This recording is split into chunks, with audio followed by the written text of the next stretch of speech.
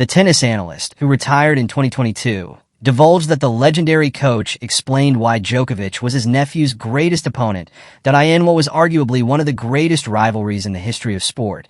Djokovic and Nadal played 60 times, an open-era record in men's tennis. Across an 18-year period from 2006 to 2024, that the Serbian ended the rivalry with a 31-29 edge, having won the pair's final competitive match at the 2024 Paris Olympics in July.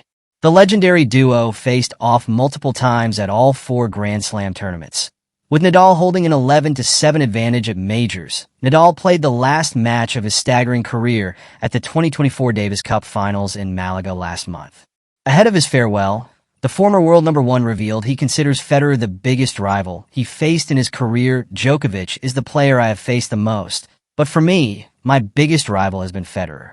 Because when I arrived on the circuit, it was Federer who was there, and he was the first. The 38-year-old Spaniard told AS in October that in the years when I was at my best in every sense of the word, it was Roger and Novak.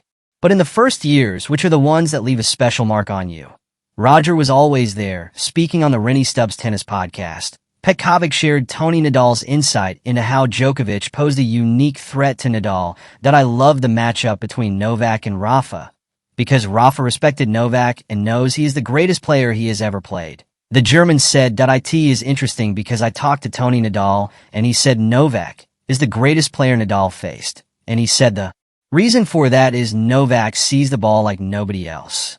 He is the only one who attacked Rafa's forehand. That he gave an example.